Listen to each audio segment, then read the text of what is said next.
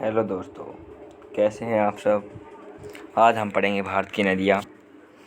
तो देखिए, भारत की नदियाँ जो प्रमुख नदियाँ हैं उनके बारे में हम विस्तार से पढ़ेंगे। तो दोस्तों, स्वागत है आपका अपने यूट्यूब चैनल कैद लड़की में, जिसमें हम आपको हर रोज़ जोगे से जुड़ी जानकारी और कुछ जीके के पॉइंट्स और लेक्चर्स भी देते हैं। तो आइए पढ़ते हैं, शुरू करते हैं। तो दोस्तों आइए शुरू करते हैं एक जीके का इतिहास, भारत की नदियाँ। तो चलते हैं भारत की नदियाँ को पढ़ने। आइए पहले क्वेश्चन स्टार्ट करते हैं। भागीरथी नाम से गंगा को कहाँ बुलाया जाता है? गंगोत्री के पास। यह गंगा हिमानी गंगा का उद्गम स्थल है। जहाँ से गंगोत्री के पास, जहाँ से गंगा निकलती है उसे वहाँ से गंगोत्री के पास से इसे भागीरथी कहा जाता है। गंगोत्री कहाँ स्थित है? इसकी ऊंचाई कितनी है? गंगोत्री उत्तरकाशी में, उत्तराखंड के उत्तरकाशी जिले में 3900 किलोमीटर की ऊंचाई पर गोमुख के निकट गंगोत्री हिमानी गंगा का उद्गम स्रोत। जो उत्तराखंड राज्य के उत्तरकाशी जिले में जो 3900 किलोमीटर पर जो गोमुख स्थित है, उस गोमुख के पास में गंगोत्री है, गंगोत्री हिमानी है, उसे ही गंगा का उद्गम स्थल कहते हैं। अलकनंदा का उद्गम स्रोत क्या है? अलकनंदा का उद्गम स्रोत क्या है? बद्रीनाथ के ऊपर संतोपथ हिमानी अलकापुरी हिमनंद। अलकापुरी हिमनंद शॉर्ट रूप इसके दो नाम हैं। बद्रीनाथ के ऊपर जो संतोपथ हिमानी है उसको हम अलकापुरी हिमनंद भी कहते हैं, जहाँ से अलकनंदा है वो निकलती है, उद्गम होती है। फोर्थ क्वेश्चन है, गंगा नदी को गंगा कहकर कहाँ से बुलाया जाता है? गंगा नदी को गंगा कहकर कहाँ से बुलाया जाता है? देवप्रयाग के बाद। देवप्रयाग एक जगह है जहाँ पे अलकनंदा और भागीरथी आपस में मिलती है, और उसके बाद से जब गंगा नदी वहाँ से बहती है तो इसे गंगा कहते हैं। और हरिद्वार के निकट हरिद्वार के निकट मैदानी भाग में ये पहुँचती है। गंगा को पद्मा नाम से बांग्लादेश में बोला जाता है, क्योंकि जो बंगाल में है, जो थोड़ा सा बंगाल के निकट आपने देखा होगा मैप में, जो बंगाल में चली जाती है वो गंगा, उसको वहाँ पद्मा नाम से बोलते हैं। सिंधु भारत में किस राज्य से होकर बहती है? जम्मू कश्मीर में जो है सिंधु नदी बहती है। भारत और पाकिस्तान के बीच जल संधि कब हुआ था? भारत और पाकिस्तान के बीच जो जल संधि हुई थी वो 1960 में हुई थी। भारत इस नदी का 20% पानी ही इस्तेमाल करता है। 20% जो पानी है वो इंडिया, और जो 80% पानी है वो सारा का सारा पाकिस्तान में जाता है। इस जो नदी का जो ये जल संधि के हुई थी, इसके बाद से जो 20% पानी है वो भारत इस्तेमाल करता है, और 80% पानी वो पाकिस्तान इस्तेमाल करता है। नदियाँ और उनके उद्गम स्थल। अब बात करते हैं कौन सी नदी कहाँ से उद्गम होता है उसका, और संगम, मुहाना, हम सब की बात करेंगे। सिंधु नदी है वो सानो ख्याब हिमनद तिब्बत के मानसरोवर झील के पास अरब सागर में गिरती है। सानो ख्याबाब हिमनद से जो है इसका उद्गम स्थान है, तिब्बत के पास मानसरोवर झील के पास है ये, और अरब सागर में ये जाके गिर जाती है। गंगा गंगोत्री से उद्गम होती है, बंगाल की खाड़ी में गिर जाती है। यमुना यमुनोत्री हिमानी से जो है उद्गम होती है, और बंदरपूर के पश्चिमी तट पर स्थित है ये, और प्रयाग इलाहाबाद में ये जो है जाके गिर जाती है वहाँ पे, जिसका मुहाना है। चंबल राजस्थान में भी एक नदी का नाम आपको बता दें। चंबल जाना पाव पहाड़ी मध्य प्रदेश के मऊ के नज़दीक ये स्थान है, वहाँ से ये उद्गम होती है, और इटावा उत्तर प्रदेश में जाके ड्रॉप हो जाती है, गिर जाती है। इसका मुहाना है उत्तर प्रदेश इटावा में। सतलुज राकसताल से जो है उद्गम होती है, मानसरोवर झील के नज़दीक है ये, और चिनाब नदी में जाके मिल जाती है। दोनों, इस चिनाब नदी है और ये सतलुज नदी, दोनों जाके एक ही नदी बना लेती है। अब रावी नदी की बात करते हैं। रावी कांगड़ा जिले में रावी है वो कांगड़ा जिले में रोहतांग दर्रे के नज़दीक। रोहतांग दर्रा हिमाचल प्रदेश में पड़ता है दोस्तों। जो रावी नदी है वो रोहतांग दर्रे से निकलती है हिमाचल प्रदेश से, और चिनाब नदी में मिल जाती है। हमने बताया कि चिनाब नदी में सतलुज नदी भी मिलती है, और चिनाबी, और आगे जाकर जो ऊपर से जो चिनाब नदी आती है उसमें से एक ये रावी नदी भी ऊपर से मिल जाती है। तो इसकी तीनों की एक धार हो जाती है, एक धारा बन जाती है। और झेलम नदी शेषनाग झील, बेरीनाग कश्मीर के नज़दीक और चेनाब नदी में जाके गिर जाती है। ये चेनाब नदी में जाके मिल जाती है झेलम नदी। व्यास कुंड से रोहतांग दर्रा हमने बताया कि वो हिमाचल प्रदेश में है, और कपूरथला सतलज नदी में जाके मिल जाती है। कोसी नदी गोस्थान चोटी के उत्तर में, गोसाई थान चोटी के उत्तर में गंगा नदी में जाके मिल जाती है। गंडक नदी है वो नेपाल से चलती है, उद्गम होता है इसका, और गंगा पटना में बिहार में जाके गंगा में मिल जाती है गंडक नदी। रामगंगा एक है, रामगंगा है वो जो है अपनी रामगंगा नैनीताल के नज़दीक हिमालय श्रेणी का मुख्य दक्षिणी भाग कन्नौज के निकट गंगा नदी में ये जाके गिर जाती है। रामगंगा गंगा नदी में कन्नौज के निकट गिर जाती है। शारदा, इसको काली गंगा भी कहते हैं, शारदा नदी है उसको काली गंगा कहते हैं। और ये कुमाऊं हिमालय को ऊपरी जो हिमालय है उसको कुमाऊं हिमालय कहते हैं।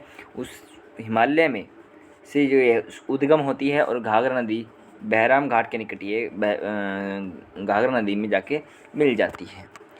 घाघरा या करनाली या कोरियाला, घाघरा या करनाली या कोरियाला, इस तीन नाम है इसके, घाघरा, करनाली या कोरियाला। इसके नेपाल में भी कुछ नाम हैं। नेपाल में तकलाकोट से गंगा नदी सारण तथा बलिया जिले की सीमा पर नेपाल में तकलाकोट से निकलती है और गंगा नदी में जाके गिर जाती है। बेतवा नदी का नाम वेत्रवती भी है। विंध्याचल पर्वत मध्य प्रदेश के रायसेन जिले के कुमार गांव के निकट विंध्याचल पर्वत है। उत्तरांचल के पास एमपी पड़ता है, तो एमपी में थोड़ा सा वो पर्वत है वो पड़ता है। तो उधर से बेतवा वेत्रवती जो नदी को उद्गम होती है और हमीरपुर यमुना नदी में जाके गिर जाती है। सोन नदी अमरकंटक की पहाड़ियों से जो है निकलती है, अमरकंटक की पहाड़ी से निकलती है सोन नदी, पटना के नित्य गंगा नदी में मिल जाती है। जो पटना बिहार में है उसमें जाके ये मिल जाती है।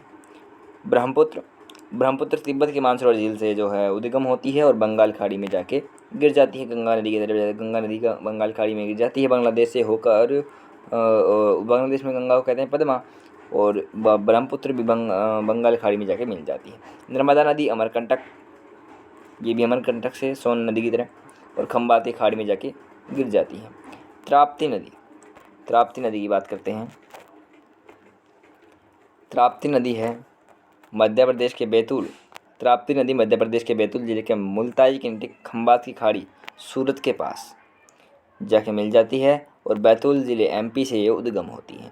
महानदी की बात करते हैं। महानदी सिहावा छत्तीसगढ़ के रायपुर ज़िले से जो है इसका उद्गम होता है और बंगाल खाड़ी कटक के निकट जाके उसमें बंगाली खाड़ी में समा जाती है। अब है क्षिप्रा नदी काकरी बरडी नामक पहाड़ी